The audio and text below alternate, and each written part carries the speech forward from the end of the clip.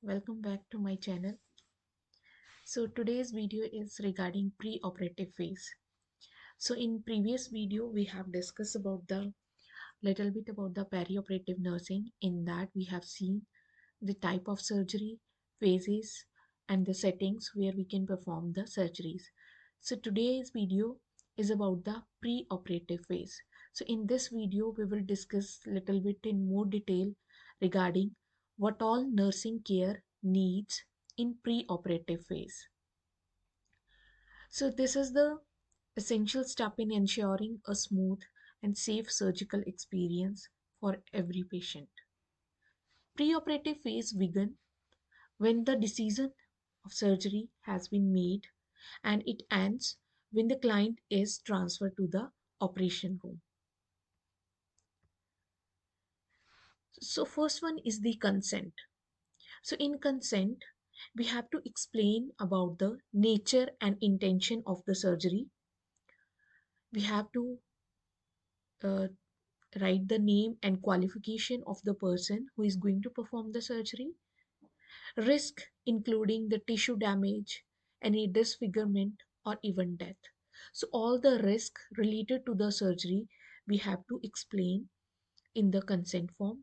Then there is a chances of success, possible alternative measures, any if there is any alternative measure except surgery that should be right on that consent, and the right of the client to refuse the consent.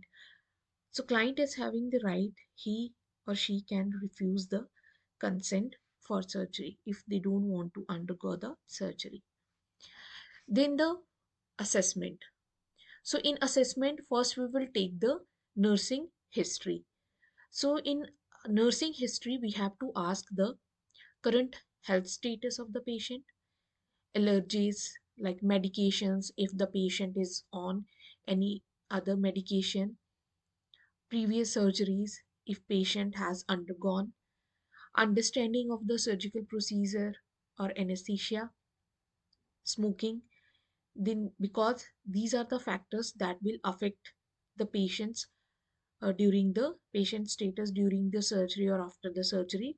Then alcohol or any other alternating substance if patient is taking, because if the patient take these substances, then it will affect the effect of the anesthesia. Then coping strategies if the patient will have any supporting system, patient is having family support.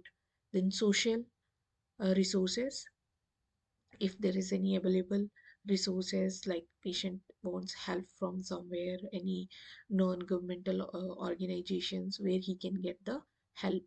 Then cultural consideration, we have to consider the culture of the patient.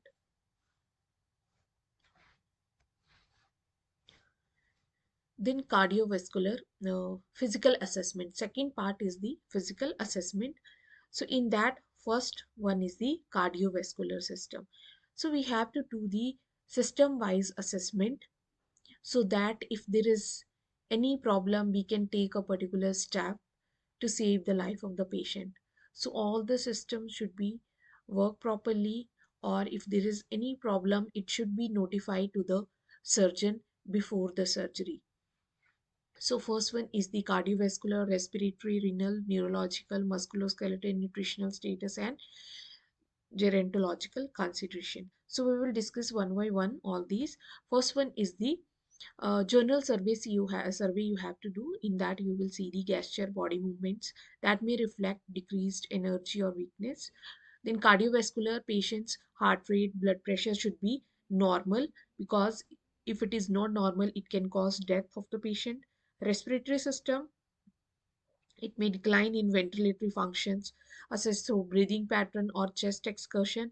It may indicate the respiratory complications.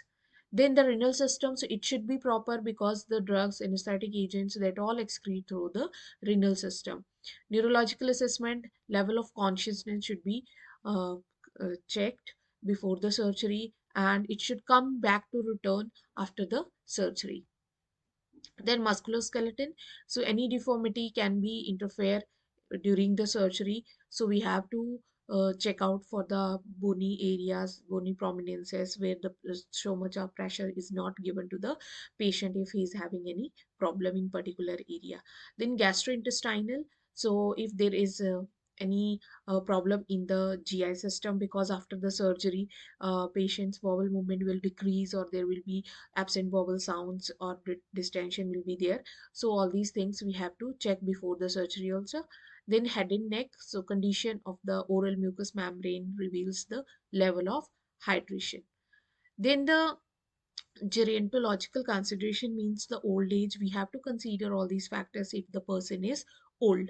So because in cardiovascular system, if we'll see, there is coronary flow decreases, heart rate decreases, peripheral vascular decreases, then cardiac output decreases.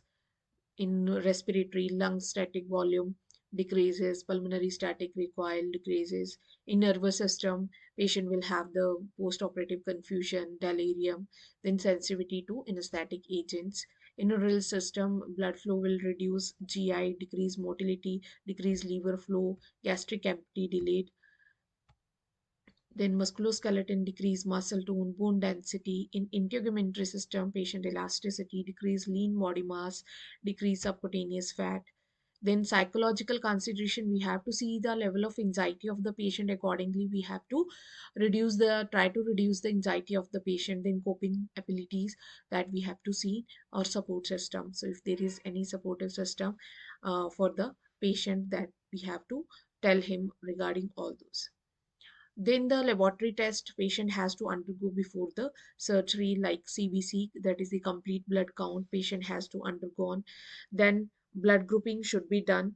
So in blood grouping, they have to check the whether it's a patient's A positive or A negative, or patient is AB positive or AB negative. So this grouping should be done. So if patient needs any blood during the surgery, we can give him the blood. Then electrolytes, sodium, potassium, calcium, magnesium, all these values should be checked. Then fasting blood sugar. Then BUN, that is the blood urea nitrogen, renal function test. Then creatinine should be checked. ALT, AST. ALT is the aspartate uh, aspartate aminotransferase, and ALT is the alanine aminotransferase. So these are the liver enzymes that should be checked before the surgery. And bilirubin, because drug get metabolized in the liver, so it's necessary to check the liver function. So if we'll do all these tests, we can easily check the liver functions. Then serum albumin and total protein analysis. Total protein level should be checked. Then urine analysis should be done. Then chest x-ray can be done. And ECG, that is the electrocardiogram, that you use to check the electrical cardiac activity of the heart. Then the next is there are some common nursing diagnoses that we can make for the patient. In that, knowledge deficit, that will be related to the surgical procedure. Anxiety will be related to surgery. Then risk for ineffective airway clearance related to anesthesia or anesthetic agents that are used during the surgery. Then fear related to the surgical procedure. Disturbed sleep pattern related to the pain after the surgery, or related to the surgery. Anticipatory grieving, that will be related to the surgical procedure. So this is the common diagnosis that we can make. Then the preoperative teaching. So this preoperative teachings, actually it begins with the assessment phase itself. So patient should we need to taught essential techniques regarding the related to the surgery. So during preoperative teaching, we should provide him the information that what will be expected before, during, or after the surgery. So it may include like fasting guidelines, medication, pain management, post-operative care instructions. So we have to start with the like techniques, essential techniques like deep breathing, how to do the deep breathing exercises, coughing, mobility exercises to prevent the complications like pneumonia and the blood clot. Then encourage patient to ask question or express concern, that will help to build the trust and confidence in their surgical journey, and also alleviate the anxiety level of the patient. Then this effective If the preoperative teaching is very effective, it will empower patient, it will reduce his stress, it will improve surgical outcome. So we should provide him the clear and compassionate education, and we should ensure safer and smoother recovery of the patient.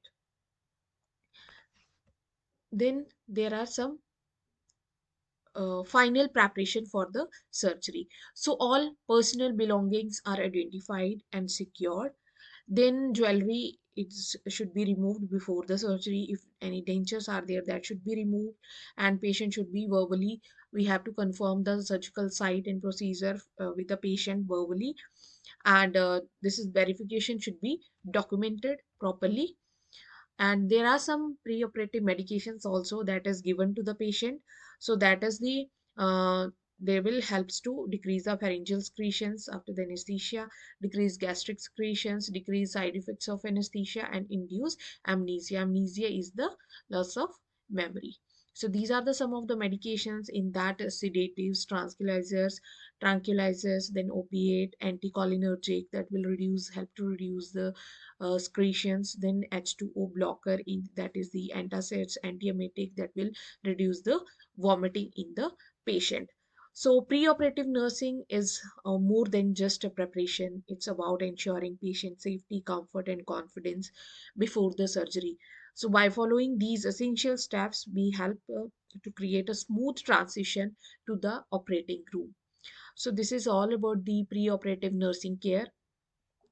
Thank you. Thank you very much. Thank you for watching. And remember, compassionate care starts before the surgery begins. Thank you very much.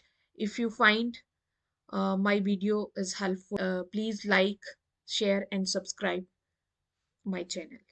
Thank you very much.